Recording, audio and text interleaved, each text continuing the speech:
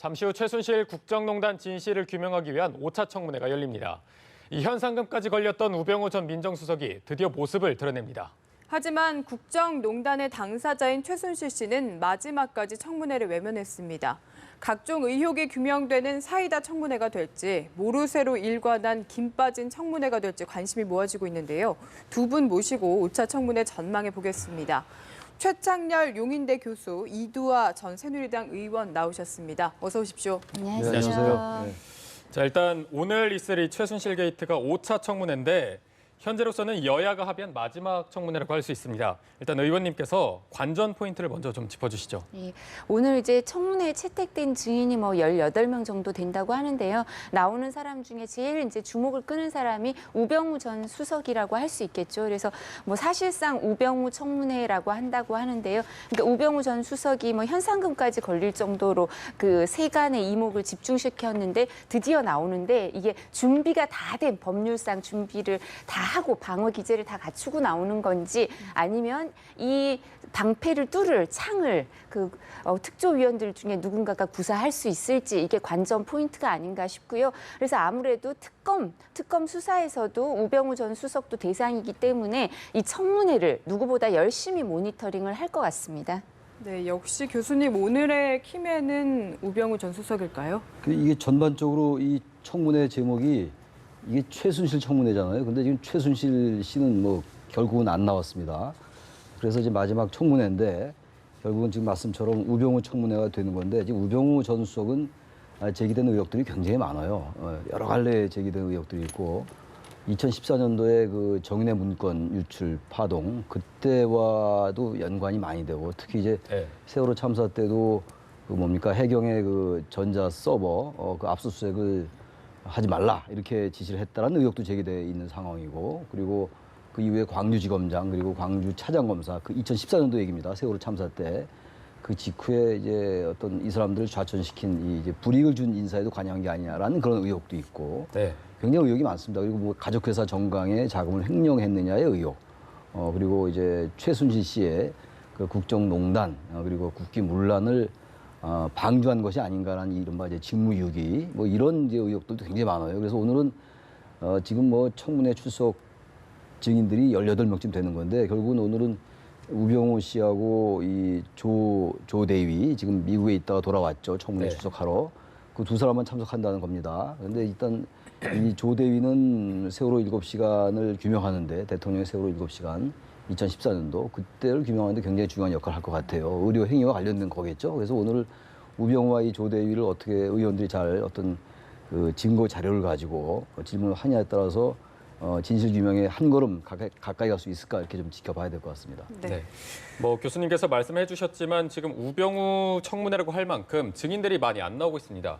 그러니까 최순실 일가는 거의 다 안 나오고 안종범 전 수석의 문고리 3인방도 다 안 나오는데 이쯤 되면은 맹탕 청문회 이렇게 부를 수 있지 않을까요? 사실 그 청문회는 이 청문회뿐만 아니라 어느 청문회든 저도 국회에 있을 때 이제 청문회에 참가한 경험이 있는데요. 국조 특위에.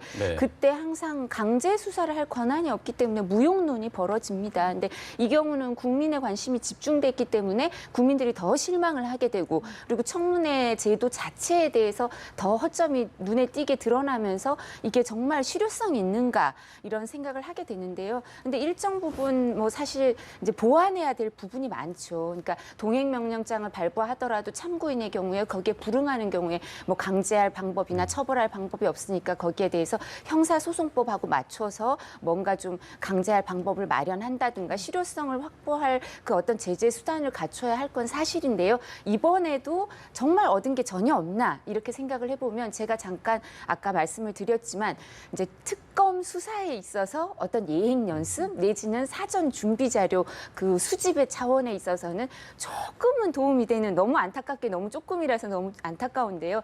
그 도움이 되는 면은 있는 것 같습니다. 일정 부분 그 증인들이 진술을 할 때 그냥 무조건 모르쇠로 얘기를 하는 것 같지만 증인들별로 어떤 그 특성이라든가 이렇게 어떤 질문에 대해서는 어떻게 대답하고 이런 걸로 분류가 되는 게 있기 때문에요. 특별검사팀에는 조금은 도움이 될 것 같습니다. 네. 그 말씀하시니까 제가 생각나는 게 그 최순실의 그 육성 녹취록 박영선 의원이 공개했잖아요. 두 네. 개나 공개했잖아요. 그 태블릿 PC는 걔네들 거다. 걔네들이 이제 그 JTBC 얘기하는 거잖아요. 그 문맥으로 볼 때. 그런 것들을 볼 때는 이게 태블릿 PC가 최순실 씨의 것으로 유추할 수 있는 상당한 증거가 되는 거거든요. 뭐 완벽한 증거는 아니더라도.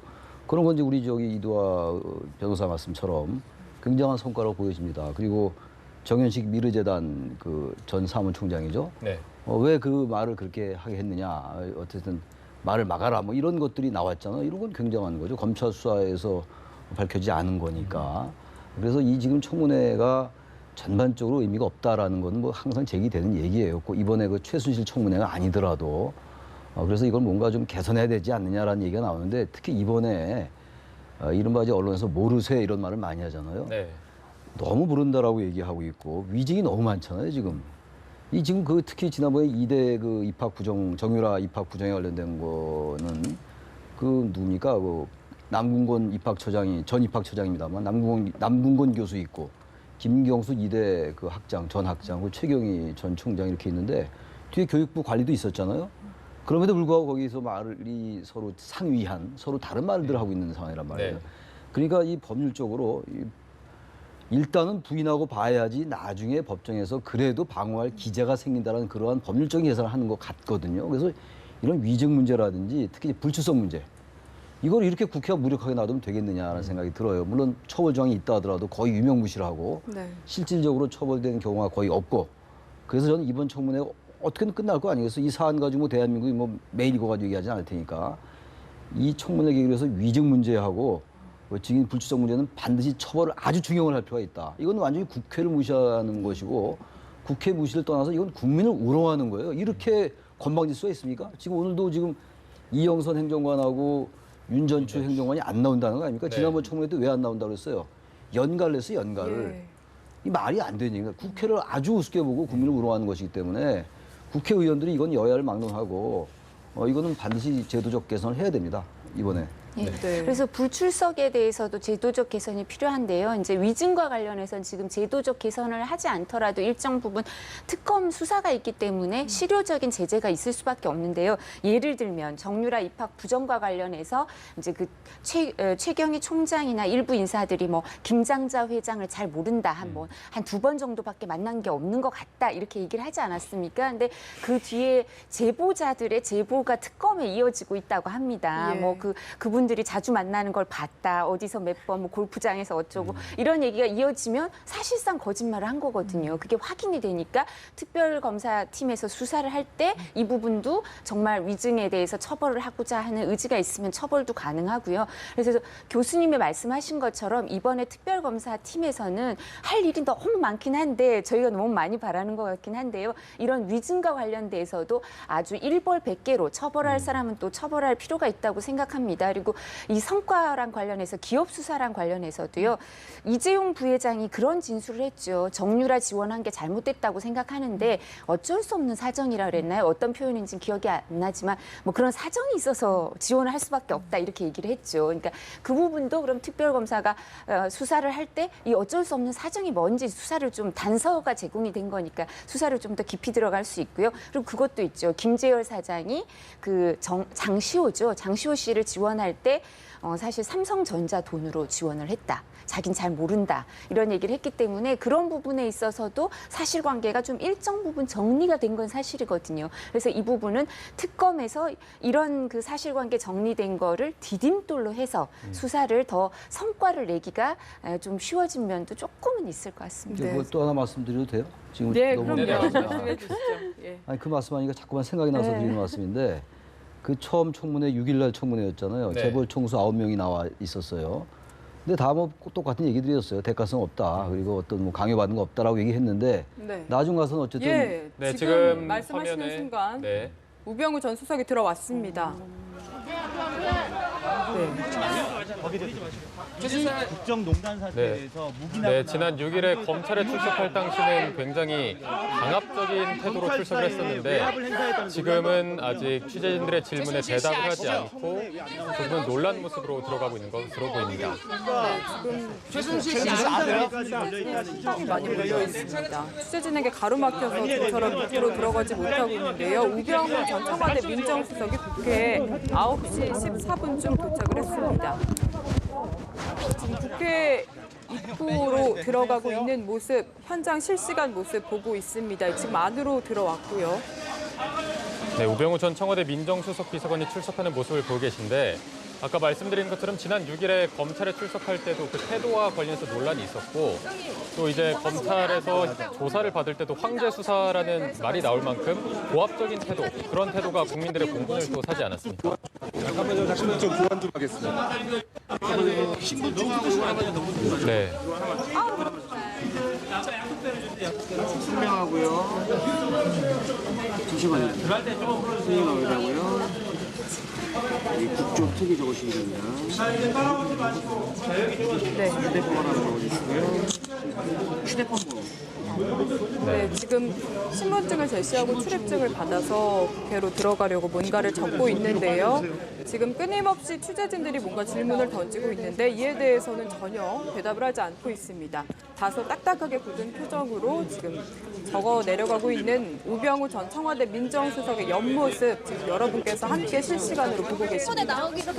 네, 아무래도 많은 국민분들께서 우병우 민정수석이 어떤 모습으로 출석할까 관심을 많이 가지셨을 텐데 지금은 그때와는 약간은 다른 태도로 조금은 놀란 듯한 모습으로 현재 취재진들에게 둘러싸여서 입장을 하고 있는 모습을 함께 보고 계십니다. 네, 우병우 전 청와대 민정수석에게는 정말 현상금까지 걸리면서 국민들에게 대단한 관심을 받았습니다. 청문회에 과연 출석을 할 것인가 전 국민들의 관심을 받았는데 이렇게 국회에 출석하고 있는 모습 지금 보고 계십니다. 네, 오늘은 뭐 우병우 청문회라고 불릴 수 있을 만큼 우병우 증인에게 많은 질문들이 쏟아질 것으로 보이는데 그동안의 의혹을 조금 정리를 해볼까요? 예, 지금 이제 화면에 나오면서도 나타났지만 국정농단, 그러니까 최순실의 국정농단 연루 의혹, 그러니까 방조했느냐 아니면 사실 적극적으로 뭐 가담한 부분도 있는지 이런 부분에 대해서도 그 의혹이 있고요. 또 뿐만 아니라 좀 전에 말씀하셨지만 정윤의 문건 유출 사건에 있어서도 일정 부분 역할을 했는지 이런 부분에 대해서도 의혹이 있고요. 또 세월호 사건과 관련해서 수사를 하는데 외압을 했는지 그래서 직권 남용 혐의가 있다 이런 얘기도 나오고 있습니다. 네. 또 뿐만 아니라 최순실 씨 국정농단 방조와 관련해서는 직무유기까지도 문제가 될 수도 있겠죠. 그리고 롯데그룹 수사 정보 유출 연루 의혹까지 불거지고 있는 상황입니다. 그리고 오늘 제보가 있으면 또 딴 얘기도 나올 수도 있겠죠. 그래서 그동안 또 한때 좀 잠잠해졌는데 그 아들 이른바 예. 꽃보직 특혜 예. 이거 뭐 굉장히 떠들썩했었는데 워낙 제기되는 의혹이 많다 보니까 이제 이 정도 가지고는 거의 얘기도 안 되는 상황이에요. 그러니까 이번에 사실 최순실 씨 그 태블릿 PC 얘기 나오기 전에 국회에서 계속 우병우 전 수석, 그때는 민정수석이었죠. 우병우 수석의 국회 출석 문제 가지고 굉장히 여야가 대립을 하고 그랬어요. 네. 그러니까 지금 뭐 롯데 압수수색 정보 이런 거 지금 화면도 나오고 이제 말씀하셨습니다만 네. 또 청와대 특별감찰실을 무력화하는 데 관여한 게 아니냐 뭐 이런 의혹도 제기되고 있고 또 아까 말씀드린 그 보복 인사 세월호 그 수사팀에 뭔가 보복 인사를 하려 했던 것이 아닌가라는 얘기 그리고 이른바 이제 우병우 라인 얘기는 굉장히 많이 나왔잖아요. 네네. 검찰의 우병우 수석이 영향력을 행사할 수 있는 그 인사가 곳곳에 포진하고 있기 때문에 그렇게 우병우 수석에 대해서 집착한 거 아니냐 박 대통령이 뭐 이런 이제 얘기들도 많이 나왔던 거예요. 뭐 어떻게 이제 나중에 사실을 밝혀질지 모르겠습니다만 워낙 지금 많아요 우병우 수석에 대한 얘기들이 뭐 최순실 씨 얘기 전에는 거의 우병우 수석 얘기가 다였거든요. 그래서 오늘 그 중에서 얼마나 국민들이 저 부분은 정말로 사실이었구나라고 밝혀낼 수 있을지 오늘 주목됩니다. 네, 지금 저희가 스튜디오에서 봤을 때는 취재진의 질문에 대답을 전혀 하지 않는 것 같았는데요. 네. 지금 현장에서 전해진 이야기로는 각종 의혹에 대해서 인정하지 않는다 이렇게 답을 했다고 합니다. 아마 오늘 청문회에서 쉽사리 뭔가 인정을 하진 않을 것 같게 느껴지네요. 예상됐던 바 아니겠어요. 지금 저분들이 완전한 범 전문가인데 뭐 특수통이고 김기춘 전 실장 보셨잖아요. 결국 나중에 이제 박영석 의원이 그 동영상 보여주면서 최순실을 못 들었다고 할 수는 없다고 아주 애매하게 얘기를 했는데 아마 우병우 씨도 오늘 그러한 태도로 일관될 가능성이 대단히 크다라고 보여집니다. 그런 것들이 아마 법률적으로도 유리한가 보죠. 예, 왜냐하면 일단 모른다고 하면 최순실 씨를 모른다고 하면 그 부분부터 이제 입증을 해야 되는 거 아니겠습니까? 국정농단 의혹 들어가기 전에 네. 최순실 씨랑 아는 사이다라는 걸 말하는 사람이 자꾸 입증을 해야 되니까 정말 이렇게 소모가 되는 거죠. 그리고 그런 부분을 이제 확실한 영상이라든가 이런 게 없으면 이렇게 들이대지 않으면 자백을 받기가 힘드니까요. 그래서 일단 처음부터 부인하고 그리고 조금 이제 증거가 나오면 살라미 전법이라 그러죠. 조금 인정하고 또 나오면 조금 인정하고 이런 식으로 태도를 취하는데 이제 그게 법률 기술자들의 기술 중에 하나죠. 근데 이제 그게 참 저희도 씁쓸한 게 저분은 그냥 법률 전문가로 이렇게 일하다가 저렇게 가신 게 아니지 않습니까? 그러니까 어떤 국가의 일을 애국심을 갖고 국가의 일을 소명의식을 갖고 하다가 간 사람인데 그런 법률 기술자로서 부정적인 면모만 부각되니까 뭐 김기춘 전 실장이나 우병우 전 수석을 보면 뭐 전 다 제가 저분들 후배니까 이렇게 좀 참담하죠. 저런 모습 보면. 박지원 의원이 법률 미꾸라지다란 말을 오죽하면 했겠어요. 그러니까 네. 그게 뭐 아주 정치적인 용어긴 합니다만 우리 국민들이 보기에는 너무나 빤히 보이는 건데 이게 뭐 법정에서 최종적으로 판결이 안 났다 해서 이렇게 무조건 모른다고 해도 되는 것인지 우리가 어떤 얘기를 하는 데 있어가지고는 정황이라는 게 있는 거잖아요. 그리고 상식선이라는 게 있는 건데 그러한 점이 전혀 무시되고 있는 거죠. 그러니까 청문회에서 그런 것들을 이제 그 사람들의 그 말을 부인을 시키려면은 그런 증거나 이런 근거가 있어야 되는데 그게 쉽지가 않은 거예요, 사실은. 그래서 그럼에도 불구하고 이제 저 청문회에서 의원들의 질의 과정 속에서 국민들이 저건 정말로 저 사람이 말하는 게 거짓이겠구나. 그리고 그동안 제기됐던 의혹이나 정황들이 사실일 가능성이 많구나라고 인식하는 것도 저는 굉장히 중요한 거라고 생각해요. 그래서 저는 청문회가 그 여러 가지 규모나 불출석 이런 것들에 비해서 대단히 부실한 면이 있습니다만 여전히 국정조사 특유의 청문회는 의미가 있다라고 생각을 합니다. 네. 네. 네, 지금 화면으로도 계속 우병우 전 민정수석이 출석한 장면을 보여드렸는데 9시 14분에 출석을 했습니다. 생각보다 이른 시간에 출석을 했는데요. 왜 그동안 우병우 전 수석이 안 나올 수도 있다 이런 관측이 있었는데 이렇게 나오게 된 이유가 무엇일까요?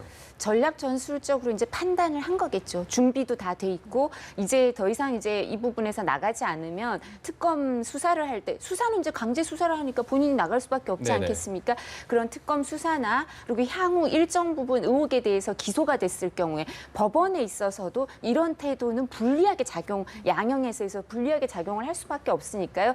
버티다가 이제 최소한의 그것만 최소한의 피해만 입기 위해 피해를 최소화하기 위해서 이 경우는 나가야겠다. 그러니까 그래서 이제 5차 청문회에 나오는 게 아닌가 싶고요. 그리고 5차 청문회는 사실 지금 약간 걱정이 되는 게 국조특위위원들이 그 위증교사 관련해서 이제 특위위원들끼리도 약간 지금 여러 가지 얘기가 있지 않습니까? 네네. 근데 그런 부분에 집중하면 안 되고요. 제가 생각하기엔 그건 오히려 6차 청문회를 합의해서나 그렇게 얘기를 해야 될 것 같고 오늘 우병우 전 수석이 나왔으니까 우병우 전 수석한테 집중해서 질의를 해야 되는 게 아닌가. 그렇지 않고 위증 교사랑 관련된 걸로 이제 그 청문회 위원들끼리 분쟁을 벌이다 끝나버리면 우병우 전 수석한테는 아주 쉽게 면죄부를 줄 수도 있거든요. 근데 제가 꼭 하고 싶은 말씀은 그래서 특위위원들이 우병우 전 수석이 사실 계속 모른다고 하고 알지 못한다. 김기춘 전 실장이 얘기하신 것처럼 계속 그렇게 답변할 수는 있는데요.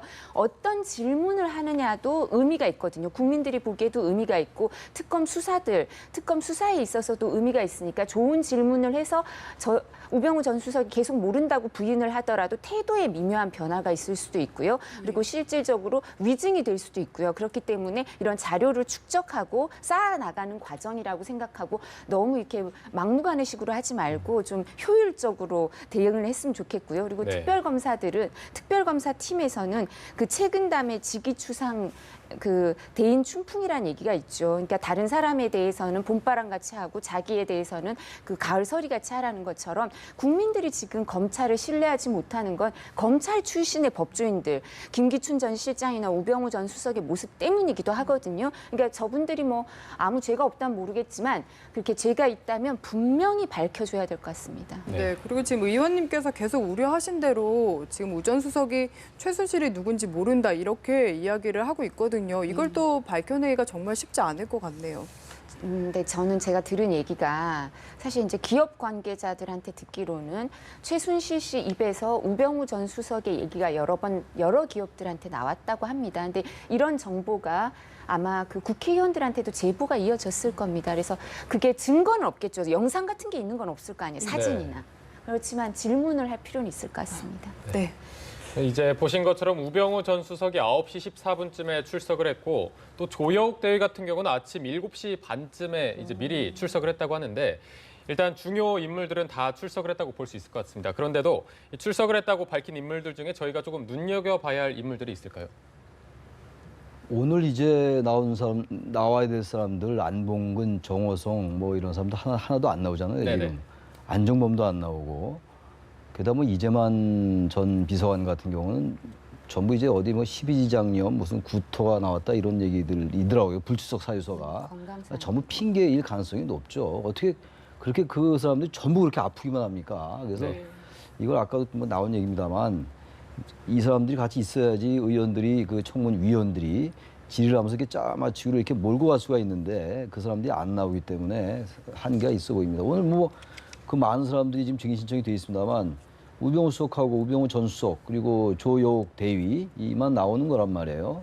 그래서 오늘도 결국은 왜 우병우 수석에 대한 질문이 집중될 수밖에 없을 거고 조 대위는 상당히 의미가 있는 인물이에요. 지난번에 신 대위, 신 전 대위죠. 그 사람은 뭐 자기가 진료한 적 없다. 뭐 이제 그런 얘기만 계속했는데 네. 조 대위도 계속 이렇게만 부인할 것인지. 게다가 지금 조 대위 같은 경우는 연수를 가는 경우가 드문다는 거거든요. 원래 이렇게 간호장교가. 근데 지금 미국에 연수 중에 돌아왔잖아요. 이제 청문 출석하러. 이런 부분들도 좀 면밀하게 추궁할 필요가 있어 보입니다. 어쨌든 오늘은 조 대위와 우병우 수석의 그 질문에서 세월호 7시간에 관련된 거 그리고 우병우 수석에게 제기된 여러 가지 의혹들 중에 단 조금의 단초라도 발견이 됐으면 좋겠습니다만 좀 지켜봐야 되겠죠. 네, 조대위 관련해서도요. 3차 청문회에서 사실 신대위가 말했던 부분을 조대위가 부인한 부분이 있거든요. 예. 이 부분에 대해서도 오늘 좀 질문이 필요할 것 같습니다. 예. 어떻게 보시나요?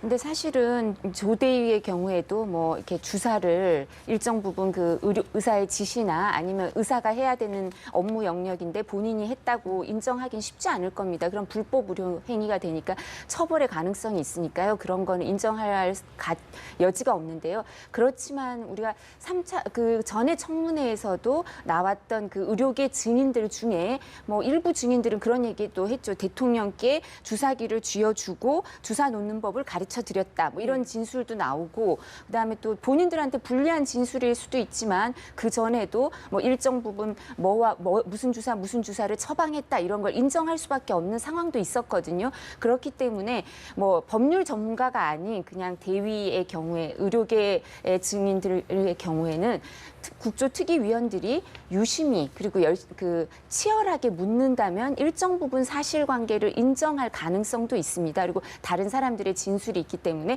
그렇다면 신대위가 거짓말을 했다는 거냐? 그럼 누가 도대체 거짓말을 하는 거냐? 이렇게 좀 확실하게 얘기를 한다면 거기에 대해서 자기의 그 태도를 정할 수밖에 없기 때문에요. 그렇기 때문에 이런 부분을 좀 자세히 추궁할 필요가 있을 것 같습니다. 근데 우리가 원하는 대답을 다 들을 수는 없겠지만요. 계단을 한 계단 올라간다고 우리가 너무 성급하게 생각하지 말고요. 자료를 수집한다고 생각하면 일정 부분 오늘 청문회에서도 우리가 수집할 수 있는 정보가 좀 있지 않을까 싶습니다. 네, 그리고 이제 뭐 한 야당 의원의 주장했지만 기무사가 조여옥 대위를 귀국하자마자 데려가서 뭔가 어떤 입을 맞췄다 그런 논란을 제기했습니다. 이런 의혹에 대해서는 어떻게 생각하십니까? 그 조대위가 귀국하자마자 기무사에 갈 이유가 전혀 없는 거죠. 네네. 청문회 출석하러 귀국한 사람을 왜 기무사가 데리고 갑니까? 기무사라는 게 이제 과거에 국군 보안대거든요. 보안대라는 건 뭐 군인들, 이제 군대의 여러 가지 그 비위라든지 그 각종 정보를 수집하고 이런 수사기관이잖아요. 근데 왜 조대위를 기무사가 데리고 왔을까? 이 부분은 역시 오늘 청문회에서 밝혀져야 되겠죠. 왜 네. 데리고 갔는지, 그리고 거기서 무슨 일이 있었는지. 그런 걸 봐도 그런 것들이 정황인데 뭔가 조대위가 지금 있는 그대로 얘기하면은 대단히 이 그 박 대통령 측에 불리할 수 있는 그러한 어떤 그 이유가 있으니까 기무사가 이렇게 데리고 간 게 아닌가라는 그런 추론을 할 수가 있는 거 아니겠어요? 네네. 그런 점이 청문회에서 밝혀져야 되는데 글쎄 뭐 제가 뭐 그 근거를 가지고 있지는 않으니까 알 수가 없죠. 예. 근데 지금 조대위도 아침에 아주 일찍 예. 국회에 도착해서 있다는 거 아닙니까? 그러니까 취재진하고 마주치는 게 부담스러울 수도 있고 이제 준비를 하기 위해서일 수도 있는데요. 일정 부분 위축돼 있다는 거는 우리가 확인이 되는 거거든요. 네. 그리고 우병우 전 수석의 경우에도 저희가 생각했던 것보다 9시 15분이라는 아주 이른 시간에 도착하지 네네. 않았습니까? 그러니까 이 사람들의 태도가 기존의 검찰의 뭐 우병우 전 수석은 검찰에서 조사받을 때와는 조금의 다른 면을 보이죠. 그리고 조대위의 경우에도 물론 이렇게 그게 사실이라 한다면 기무사에서 일정 부분 이렇게 그 요령이라든가 이런 부분을 이제 전수를 받았을 수도 있지만 장시간 이제 국조특위에서 계속 반복되는 질문과 여러 가지 사실관계에 대해서 확인을 받다 보면 제가 아까도 말씀드렸지만 이런 경험이 많지 않기 때문에 위축돼 있는 심리 상태에서는 그리고 사실 사람이 거짓말을 자주 하는 사람이 아니면 그렇게 계속 거짓말을 하기는 쉽지 않거든요. 네. 그렇기 때문에 일정 부분 허점이 보일 수도 있어서요. 만약에 뭐 거짓말을 준비했다고 한다면 뭐 그럴지 아닐지는 저희가 알 수 없지만요. 이렇게 계속되는 과정에서 일정 부분 사실관계가 조금은 확인될 수도 있을 것 같습니다. 네, 지금 시간이 9시 30분입니다. 원래는 증인들이 출석을 해야 되는데 네. 단 2명이 출석을 한 상태인데요. 오늘- 불출석한 인물들에 대해서 좀 이야기를 해보고 싶은데, 네, 말씀하시죠. 오늘 출석하겠다라고 통보한 사람이 2명밖에 없는 걸로 네. 제가 예, 알고 있는데 아직까지 다른 사람은 없죠. 다 불출석 사유서 네. 냈어요. 그리고 네. 이제 불출석 사유서 안 안 낸 낸 사람도 사람도 있고 불출석 사유서 낸 사람도 있는데 오늘 결국은 그 이상은 안 올 겁니다 아마. 네. 원래는 벌써 왔겠죠. 네, 지금 이야기를 하는 순간 박헌영 과장이죠. 과장이 나오네요. 예. K스포츠재단의 전 과장. 노승일 씨한테 그 박헌영 내용을 과장은 말씀하지 트럼프 씨와 않으셨다면 관련된 노승일 씨그 해가지고 내용을 얘기했고요. 모의와 관련된 내용을 그런 어떤 내용을 내용인 얘기했는지 것 제가 같고. 오늘 원래 들려드릴 겁니다. 오늘 고영태 전 이사가 참석을 하게 청문회 되면 잘 삼자대면이 이뤄질 것이다 이런 전망들이 있었는데 이건 일단 무산이 된 상태입니다. 지금 김장자, 우병우 수석, 장모도 오늘 출석을 안 했어요. 예. 네. 그리고 뭐 안봉근, 안종범, 이른바 문고리 3인방 뭐 아무도 출석 안 했잖아요. 이재만 비서관, 전 비서관도 그렇고 대단히 한계가 있죠. 청문회에서 이렇게 전 계속 드리는 말씀입니다만 어떻게 이렇게 불출석을 증인들이 이유 같지 않은 이유를 가지고 할 수 있는 건지 이런 부분부터 좀 빨리 고쳐야 돼요. 이 사람들이 다 나오면은 상당히 아무리 이 사람들이 모르쇠로 일관하고 부인한다 하더라도요. 그 자리에 있기 때문에 삼자 대면이라는 것들이 가능해서 어느 정도 실체적 진실의 규명을 할 수 있거든요. 근데 일단 불출석을 하니까 네. 원천적으로 이제 뭐 규명하기가 대단히 어려워지는 거죠. 근데 사실 이분들이 출석을 하지 않는다고 해서 전혀 영향이 그럼 사실관계가 밝혀지지 않고 그다음 진실이 파묻히고 그다음에 이걸 그렇게 계속 자기들한테 유리하게만 되는 건 아닌 것 같은 게요. 특검을 할 때도 특검팀에서는 이 사람들이 출석을 하지 않았다. 근데 꼭 강제 수사를 해야 될 필요성이 있으면 강제 수사를 할 때 이런 부분까지 감안해서 판단할 수밖에 없고요. 법원에서 이 사람들 기소가 돼서 재판을 받는다면 또 그런 부분도 양형의 선입견을 가지면 안 되는데 판사는 그래도 조금은 마음이 가질 수 있고요.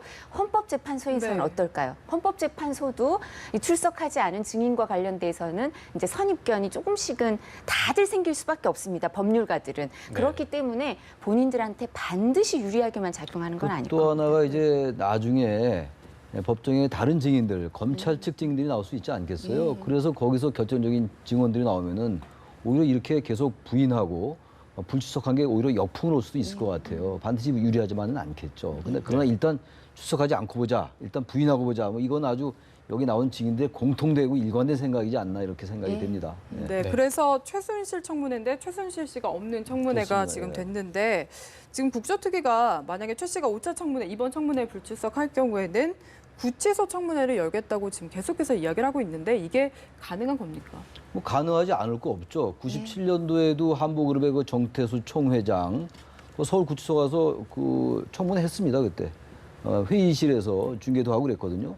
만약에 이 지금 국회가 최순실 씨를 청문회 꼭 해야 되겠다, 국민들 앞에 보여야 되겠다고 한다면 청문회 해야죠 구치소 가서. 그리고 오늘도 안 나온 것도 불출석 사유서가 몸이 아프다라는 거예요. 몸이 피폐하다. 네. 피폐하단 말을 회폐하다라고 예. 써가지고 왜 이렇게 뭔가 잠깐 철자가 틀리냐 지난번에 공황장애를 공황장애라고 네. 이제 얘기하고 그랬던 이 얘기는 왜 나오냐면요. 이렇게 철자가 잘 안 될 정도의 사람에게 대통령이 뭔가를 물어봤다 이른바 키친 캐비넷 얘기를 그 답변서에서 했잖아요. 탄핵소추 의결서에 대한 박근혜 대통령 측의 변호인들이 키친 캐비넷이다. 뭔가 자문을 구하는 거였다면 이렇게 철자 하나 정도 괜찮은데 전반적으로 이렇게 일반적으로 봐도 그 수준이 안 되는 사람에게 이렇게 키친 캐비넷을 얘기할 수 있나. 키친 캐비넷도 말도 안 되는 비유이긴 합니다만 그래서 자꾸만 철자 얘기가 나오는 거군요. 뭐 철자 틀릴 수 있죠. 그래서 나오는 건데 지금 이번도 지난번에 언제입니까? 그 공판 기일 준비 지난 그저께였나요? 그때 원래 나오지 않아도 된다고 합니다. 법률적으로. 그런데 나왔잖아요. 그럼 불과 이틀 사흘 지났는데 오늘 또 안 나왔어요. 이렇게 국정농단을 떠나서 국민을 농단하지 말아라 더 이상. 네. 의회농단, 국민농단이다 이거는. 국정농단이 아니라. 이렇게 불출석 사유서를 내고 이틀 만에 갑자기 몸이 이렇게 피폐해집니까? 게다가 지금 공황장애 약도 하나도 안 들어갔다는 거 아니에요? 네. 이렇게 국민을 농단하고 국회를 농단하고 이러면 안 되죠. 네, 그리고 지금 저희가 화면에 보여드리고 있는데 지금 과거 지난 6일에 검찰에 출석할 때 우병우 전 민정수석의 모습이고 오른쪽이 지금 잘 보이지는 않습니다만 조금 전에 9시 15분쯤에 오늘 국회에 출석할 때 모습인데 이 표정을 조금 비교해 볼 수 있을까요? 조금 다른 점이 있을까요?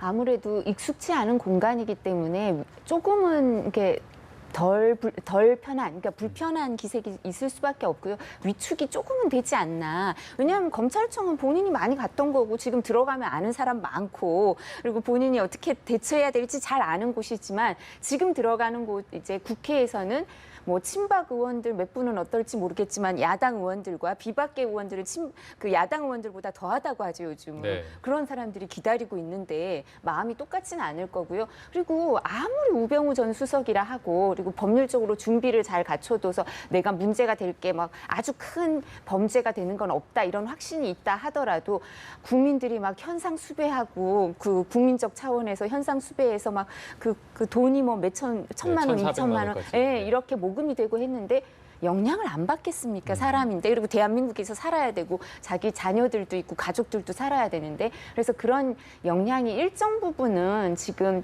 마음의 그 심리적인 부담이 있을 수밖에 없을 것 같습니다. 그리고 이 부분을 그리고 국조특위위원들이 잘 이렇게 파헤쳐야 되는 게 아닌가, 효율적으로 접근해야 되는 게 아닌가 싶고요. 그리고 어떻게 생각하면 오늘 증인들이 많이 안 나온 게 안타까운 일이지만 또 그나마 그 불행 중에 또 좋은 점을 찾아보자면 그럼 집중해서 두 사람한테 계속 이거 한 밤 10시까지 계속해서 물어보는 거죠. 뭐 10시, 12시까지. 두 사람한테 계속 물어보면 그러다 보면 일정 부분 이렇게 좀 지치는 시간이 생기거든요, 사람들이. 네. 검사들이 수사할 때 그러거든요. 근데 계속 물어봐요. 똑같은 얘기 물어보고 아주 긴 시간 동안 물어보고. 그러니까 이분들도 나왔으니까 그런 부분에 대해서 얘기를 하는데 이제 위중 모의 의혹과 관련된 K스포츠 관계자들이 참고인으로 출석한다 하더라도 여기에 너무 많은 시간을 할애하는 거는 좀 비효율적이 아닌가 싶고요. 그리고 제가 꼭 하나 드리고 싶은 말씀은 그 우리가 구치소 청문회도 가능하다는 얘기를 했는데 이걸 하려면 새누리당 간사부터 어떻게 좀 해야 되지 않을까. 왜냐하면 간사가 합의를 안 해주면 이거 할 수가 없거든요. 근데 그러니까 새누리당 원내대표 새로 이제 선출된 정우택 원내대표가 야3당한테 문전박대 이거 그만하시고 어떻게 이거 이완용 간사 사퇴한다고 얘기하셨잖아요. 그리고 국민들이 지금 그 간사직으로 적합한가 의문을 가지고 그리고 국회의원들도 국조특위위원들도 의문을 가지는 사람이 많으면 꼭 이완용 간사를 고집할 필요가 있나요? 이분을 우선 사보임을 시키거나 이런 것부터 하는 게 새로 선출된 원내대표의 제대로 된 모습이 아닐까 싶은데요. 네.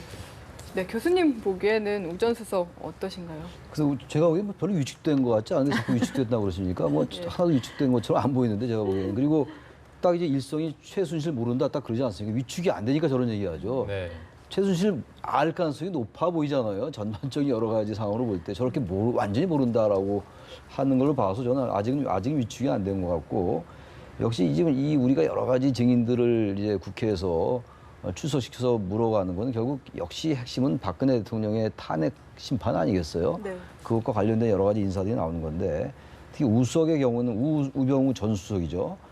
세월호 7시간에 관련된 것도 있고 세월호 참사 당일날 그것을 밝히는 거 그러니까 아까 제가 모두에 말씀드린 그 해경의 그 전자 서버 압수수색을 하지 말라라고 네. 그렇게 했다라는 의혹이 제기되고 있는데 이러한 것들을 철저히 파헤칠 필요가 있어요. 이건 왜냐면은 청와대와 이 지금 해경과의 그 통화 내역이 그 전자 서버에 있다라는 거거든요.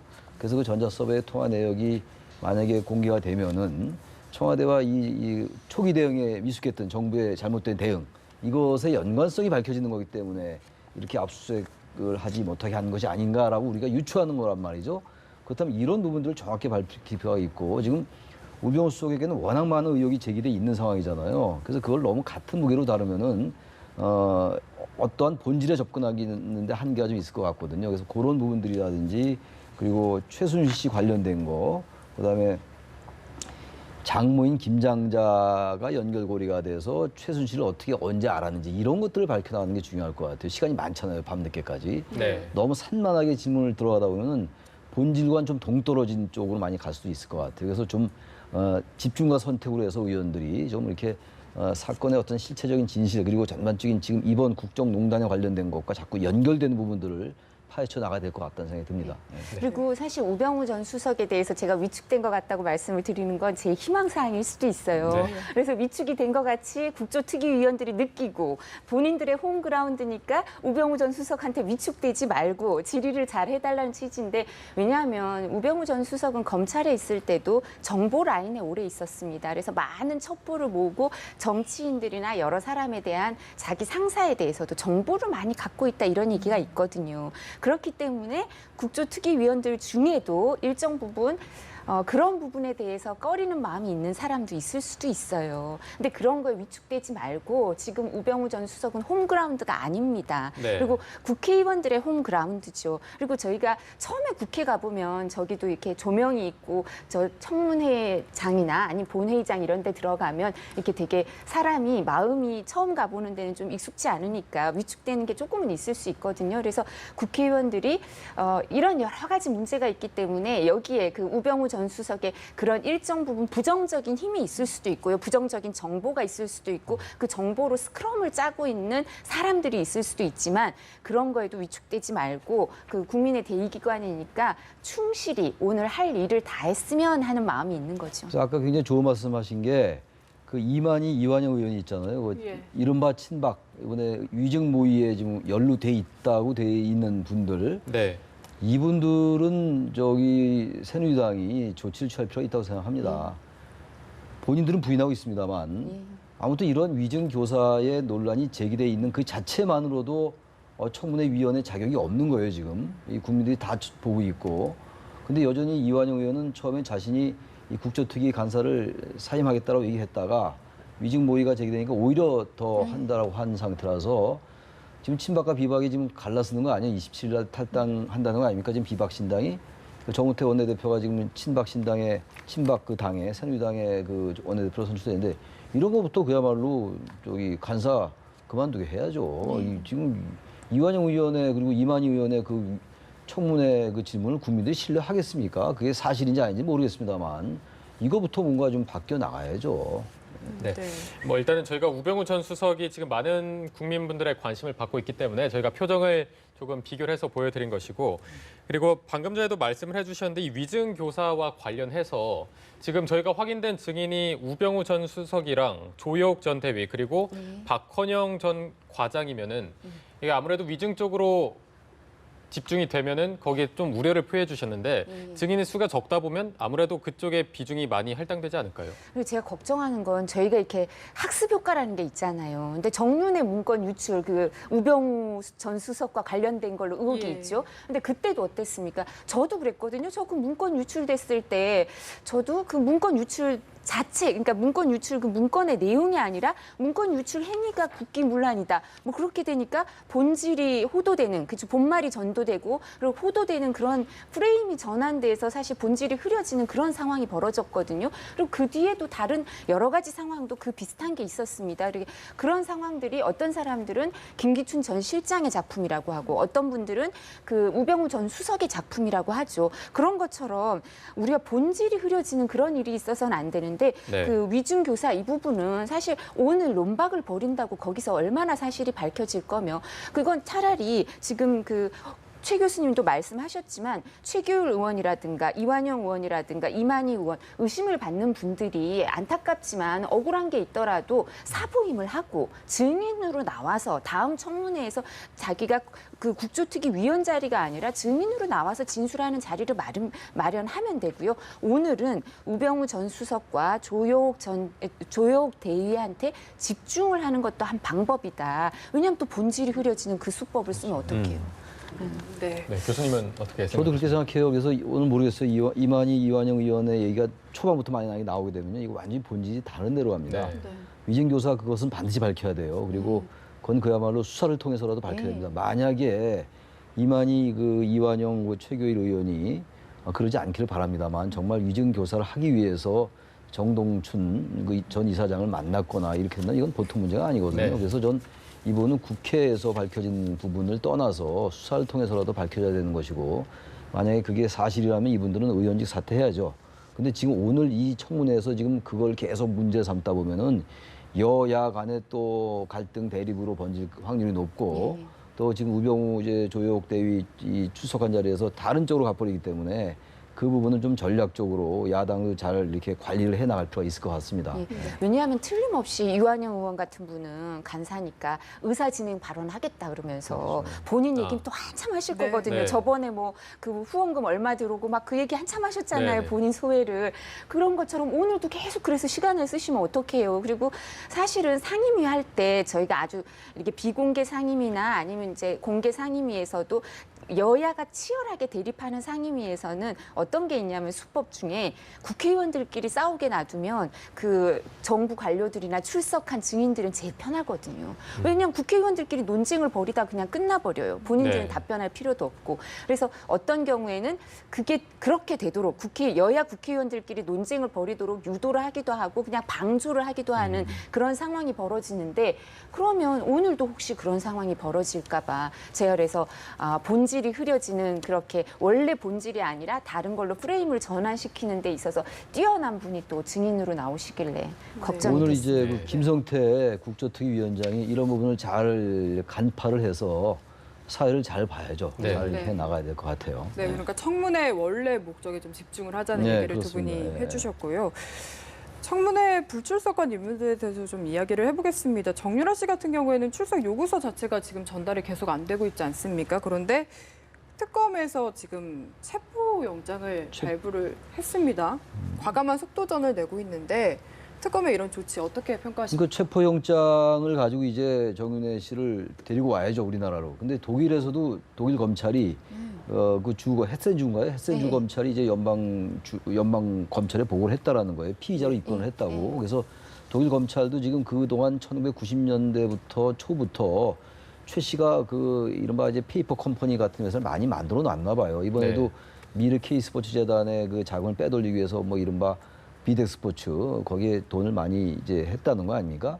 이제 그것과 관련해서 이제 독일 검찰도 들여다보고 있는 거거든요. 그래서 정유라 씨도 이제 피의자로 입건된 상태고 우리나라 검찰도 이제 일단 체포영장을 발부받은 상태긴 한데 독일에 가서 쉽게 그렇게 데려오기는 어려울 것 같은데 여권을 취소하면 이제 거기서 추방당할 수밖에 없잖아요. 출국 조치 당할 수밖에 없으니까 이제 우리나라에서 이제 여권을 무효하고 이런 여러 가지 조치를 취해 나갈 것이고 또 하나는 이제 그 최 씨 측 변호인 측에서 정유라 씨가 귀국하는 것이 오히려 나중에 재판에도 유리하다 이런 판단을 한다면은 의외로 생각보다 지금은 굉장히 우리나라에 들어와서 이 지금 출석시키기가 어렵다라는 판단을 하는데 의외로 들어오는 게 용이하지도 않을까라는 판단도 들기도 합니다. 그 부분 좀 지켜봐야 될 것 같아요. 여러 가지 그쪽에서 최순실 씨, 정유라 쪽에서 유불리를 많이 계산하지 않겠는가 이렇게 보여집니다. 네. 근데 자금 세탁법 관련해서 지금 독일에서도 입건이 됐다는 거죠. 피의자로 입건이 됐으니까 거기서도 처벌받을 가능성이 있고 그다음에 거기서 자금 세탁이 문제가 되면 한국에서 송금한 돈으로 자금 세탁이 문제가 되지 뭐 거기서 또 재산이 어떻게 생겨가지고 문제되는 것보다 그럴 가능성이 크다면 우리도 또 그 자금 세탁 관련해서 무슨 어떤 자금이 어떻게 갔는지 그 정유라 씨가 그 독일에서도 입건될 만큼 범죄 혐의가 있다면 우리나라 우리나라에는 혐의가 더 크지 않겠습니까? 그럼 여기서도 뭐 부정 입학은 몰라도 그런 자금 세탁이라든가 이런 범죄 혐의가 있을 테니까 이 부분에 대해서도 수사를 해야 될 거고요. 그리고 최순실 씨에 대해서 압박이 좀 될 수도 있겠죠. 네. 근데 뭐 그걸 꼭 압박하기 위해서 없는 죄를 만들어내는 게 아니죠. 있는 죄를 밝혀내는 거고요. 그리고 무엇보다도 생각해 보십시오. 최순실 씨 재산이 많은 것 같잖아요. 우리가 아는 재산보다 훨씬 재산이 많을 수도 있어요. 근데 이 최순실 씨의 상속인은 정유라 씨밖에 없어요. 지금 이혼했으니까 남편은 법률상 관계가 없거든요. 네. 유일한 상속인이 정유라 씨면 최순실 씨가 독일에서 들어올 때 해외에 있는 재산에 대해서 누구한테 얘기해주고 왔을까요? 아무리 나이가 어려도 이제 자식까지 본 사람인데 자기 딸이 자식까지 있는데 그럼 그 딸한테 얘기해주고 네. 오지 않았겠어요? 엄마한테 엄마가 오래 못 들어가거나 무슨 일이 있으면 어디에 우리 무슨 재산이 있고 뭐가 있으니까 어떻게 챙겨라 이런 얘기를 해줬겠죠. 지금 사실 국민들이 억울해하는 건 이 최순실 씨 일가가 아주 과거부터 오랫동안 국민들과 관련된 국민들이 세금을 이렇게 본인들 재산으로 편취하거나 그렇게 갖고 간 게 있다면 그걸 밝혀내고 싶어 하잖아요. 근데 이 부분과 관련돼서 정유라 씨가 키를 가지고 있을 수도 있죠. 네. 어쨌든 많은 의혹 부분에서 정유라 씨가 핵심 인물인 것은 자명한데 지금 저희가 화면 오른쪽 하단에 나오고 있지만 지금 청문회장 모습이 나오고 있습니다. 원래대로라면 뭐 윤 전 행정관, 이영선 행정관도 저 청문회장에 출석을 해야 되는데 저번에도 출석을 안 했고 이번에도 출석을 안 하지 않았습니까? 그럼 여기서 청와대가 조직적으로 이 사람들의 증인 출석하는 거를 막고 있다 이렇게 해석할 수 있지 않을까요? 그러니까 그 부분에 대해서도 참 안타깝습니다. 지금 경호실장이 뭐 대통령은 직무가 정지돼 있으시니까 또 사건 관계자니까 그렇다 치더라도 경호실장이나 비서실장이겠죠. 비서실장이 이런 부분에 대해서 나가서 협조해라. 이렇게 국회도 선출된 권력이고 국민을 대표해서 하는 거니까 나가서 얘기해라. 이렇게 말할 수 있지 않겠습니까? 네. 그럼 공무원인데 나와서 진술하겠죠. 근데 아까 교수님 말씀하신 것처럼 연가를 가서 이 송달도 못 받고 이거 나올 수 없다. 그럼 지금도 계속 연가 중인가요? 왜 이렇게 휴가를 이분들은 유난히 많이 쓰죠? 그리고 이 부분에 대해서 황교안 권한대행이 어제 이제 하태경 의원한테 좀 지나치다라고 본인은 느끼셨을 텐데 여러 가지 얘기를 들었는데 이제는 청와대 비서실에 대해서 그 권한대행이 일정 부분 지시를 하실 수 있죠.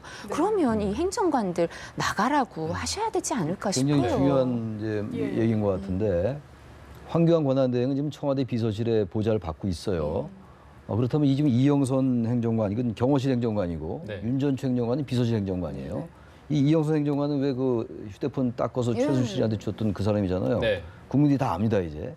그럼 이 사람들이 왜 중요하냐면은 최순실 씨가 이런 청와대 행정관들을 통해서 청와대와 긴밀하게 연락을 했다라는 그런 것들을 밝혀내기 위해서 이 사람들이 중요한 거란 말이에요. 이 사람들의 뭐 직책이 대단히 뭐 고위직이라서가 아니라. 그러면 황교안 국무총리, 권한대행 국무총리가 이런 부분은 적극적으로 나서게 할 필요가 있어요.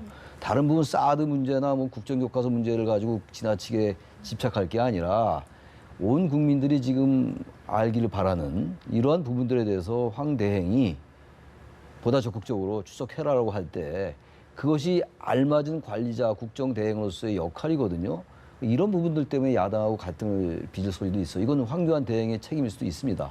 이건 뭐 전혀 총리가 아니고 현재는 대통령 권한을 대행하고 있는 상황이기 때문에 네. 이거야말로 대행의 권한을 좀 발동해야 되지 않느냐 이렇게 생각합니다. 그런데 황 대행은 강제할 수 없다 또 이렇게 얘기를 했지 않습니까? 그러니까 그 얘기가 다 지금 이 국무총리 권한대행까지는 아니더라도 지금 우병우 수석도 최순실 모른다, 김기춘 실장도 다 모른다고 했다가 최순실을 못 들었다고 할 수는 없다 뭐 이런 얘기도 하는 상황이고 강제를 할 수는 없겠죠 법률적으로는. 그러나 왜 얘기 못 합니까? 나와서 밝혀라라고 하면 이 사람들이 뭐 얘기 안 듣겠어요? 네. 왜 지금 이 여건들은 여전히 지금 그 생각에 사로잡혀 있냐? 지금 엊그저께 지난주 토요일 날 촛불 집회가 뭐 지난주가 좀 적게 왔다. 적게 온 거 아닙니다. 지금 70만 왔어요. 예. 그날은 원래 16일 날이 답변서가 제출되는 날이었잖아요. 그리고 네. 그 언제입니까? 그 지난주 토요일이 며칠이었어요. 하여튼 답변서가 공개되기 전이었어요. 답변서가 공개되고 이제 내일 모레가 처음 촛불 집회입니다. 그래서 이것도 또 촛불 집회의 인파가 규모가 더 커질 수 있어요. 저는 이게 참 답답한 게 좀 다른 얘기일지 모르겠습니다만 왜 이렇게 지금 이 권력을 잡고 있는 사람들이 이렇게도 민주주의의 민심을 모르는 건지 헌법 1조이랑 왜 모릅니까? 민주공화국이라는 것과 헌법 다 공부하고 그 사법고시 붙은 사람들인데 이거야말로 정말 민심을 너무 가볍게 알고 이래서 나중에 어마어마한 그 역풍을 어떻게 감당하려고 하는지 여전히 국민을 좀 우습게 알고 가볍게 알지 않으면 어떻게 이영선 이런 윤전추 이런 행정관들이 한 번도 아니고 두 번씩이나 연관되고 안 나올 수 있느냐 이런 얘기예요. 네. 그리고 황교안 권한대행의 경우는 이렇게 오해를 받을 여지가 좀 있으시거든요. 왜냐하면 이 정부에서 오래 일을 해오시지 않았습니까? 법무부 장관도 하시고 국무총리를 하셨기 때문에 그리고 정말 뭐 이렇게 지금 정부가 지금 남은 시간 동안 잘 꾸려나가기 위해서는 지금 교수님 말씀하신 것처럼 국민의 신뢰를 그래도 조금이나 회복하기 위해서 노력해야 되거든요. 그러니까 정책 하나하나에 대해서 어떻게 이제 이게 집행이 연속성이 있었으면 좋겠다 이런 마음을 가지고 있을 수 있겠지만 그게 실제로 이루어지려면 그 우선은 국민의 신뢰를 조금이나마 회복해야 돼요. 근데 그걸 회복하기 위해서는 국민들이 원하는 최소한을 해줄 수 있는 일을 좀 해줘야 되는데 이 이용선 행정관하고 윤전추 행정관 출석시키는 게 뭐가 그렇게 힘들겠습니까? 네. 그러니까 이런 것조차 못하면서 그렇게 하신다면 시간이 해결해 준다라는 지금 그 시간은 우리 편일 거다라고 생각하는 우병우 전 수석이나 김기춘 전 실장의 모습이 연상되는 그런 오해를 받을 여지도 있으시거든요. 그렇기 때문에 이런 문제는 좀 적극적인 협조를 하실 필요도 있지 않을까 싶습니다. 네, 아무래도 이제 청문회장에 증인들이 많이 출석하지 않고 조금 텅 비일 것으로 예상되면서 조금 답답함을 토로해 주셨는데 그런 만큼 오늘 아까 말씀하신 것처럼 위원장의 역할 그리고 의원들 간의 역할도 굉장히 중요하지 않겠습니까? 그렇다면 앞으로 이 다음에 이 위증과 관련해서 6차 청문회를 열 가능성도 있을까요? 저는 6차 청문회를 꼭 열어야 된다고 생각합니다. 만약에 6차 청문회를 열지 못한다면 이제 특별검사 이제 수사로 그러니까 검찰에 고발을 해서 검찰에서 수사를 받든 아니면 특별검사한테 수사를 받든 수사를 받을 수밖에 없을 것 같고요. 네. 지금 이제 그 우병우 수석이랑 아마 조혁 대위가 대위. 다 입장을 하는 것 같은데 증인으로요. 그래서 이분들이 지금은 그 말씀하신 것처럼 저는 위축되기를 희망하고 있는데 별로 위축 안 돼 보여서 걱정이 되고 있는데요. 국회의원들 역할이 되게 중요하겠죠. 그리고 팀워크를 좀 발휘할 필요도 여당 의원들도 내가 튀어야지, 내가 이렇게 좀 이렇게 돋보여야지 이런 생각보다도 지금 비박계 의원들이나 아니면 야당 의원들 사이에 일정 부분 팀워크가 필요한 게 아닌가 싶기도 합니다. 네, 저는 일단 우병우 증인과 그리고 조혁 대위 그리고 맨 뒤에 잘 보이진 않았습니다만 박헌영 과장까지 지금 5분 정도를 남기고 청문회장으로 이동하는 모습을 함께 보고 계십니다. 네, 맨 앞으로 우병우 전 수석이 자리했습니다. 노란색 방문증, 방문증. 출입증. 출입증을 차고 청문회장 안으로 들어가고 있고요. 그 뒤로 조여옥 전 대위가 들어가고 있습니다. 이제 현역 전 군인 대위 아니고 신분이니까. 현역입니다. 조여옥 예. 대위가 네, 들어가고 있습니다. 현역 죄송합니다. 네, 그래서 군복을 입고 들어가나 봐요. 저 의원들 저 마이크 꺼지잖아요. 저기 7분인가 그렇죠? 네. 근데 마이크 좀 끄지 않았으면 좋겠더라고요. 어차피 들리는 거고 그렇게 길게 얘기들 안 하더라고요. 네. 근데 그걸 굳이 그렇게 해서 다른 법은 잘들 안 지키면서 그거 지킨다고 그 마이크 다 꺼버리면 거기서 들리지만 시청자들 국민들은 하나도 안 들리거든요. 네. 그거 무슨 대단한 거라고 그렇게 끕니까? 난 그것도 좀 오늘은 좀 마이크 좀 들리게 좀 했으면 좋겠어요. 네. 그리고 조혁 대위가 저 군복 입었으니까 제 생각이 나는데 군복에 부끄럽지 않게 얘기했으면 좋겠습니다. 네, 자리가 또 바로 옆자리네요. 네, 지금 이 9시 57분으로 넘어가고 있는데 잠시 후면 이제 10시부터 5번째 청문회가 시작이 됩니다. 지금 자리에 앉은 것을 보니까 우병우 전 수석이 거의 가운데 앉고 또 바로 옆에 조여옥 대위가 앉은 만큼 이 두 사람한테 질의가 집중되겠다 이런 것으로 봐도 되겠죠. 예, 그리고 정동춘 정동춘 이사장이 이사장도 나왔네요. 현재 자리를 하고 있습니다. 네. 그러면 진짜 잘못하면 그 위증 모의 의혹 그 네. 부분에 대해서 그죠? 박헌용 과장도 나와서 네, 국회로 들어오는 모습은 저희가 보지를 못했는데 노승일 부장도 있으니까 네. 그죠. 노승일 부장 정동춘 이사장한테 하고 그 박원용 위증조사 과장? 이 부분이 네. 계속 이제 질의가 집중되면은 우병우 수석 전 수석에 대한 의혹이 굉장히 많은데 그것이 상대적으로 굉장히 적게 될 수가 있는 네, 그런 우려는 좀 국조특위 생각이 됩니다. 위원들이 좀 명심하게. 본래 목적에 집중하는 게 필요할 것 같습니다. 네, 지금 이 시각 청문회장 모습을 보고 계신데 지금 화단이 잘 보이지는 않지만 증인이 5명만 출석을 했습니다. 그 뒤는 다 이제 자리가 비어 있고 굉장히 텅 빈 모습을 보실 수가 있는데 이제 저 반원 상태로 둘러싸인 의자에서 의원들이 이제 질문을 하지 않겠습니까?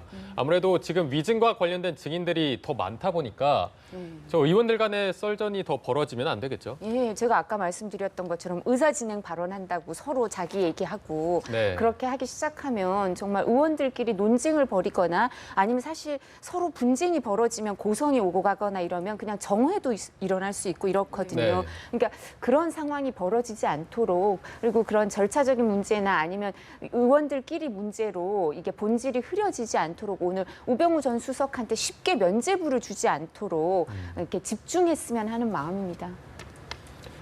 네. 잠시 뒤면 최순실 국정조사 5차 청문회가 시작이 됩니다.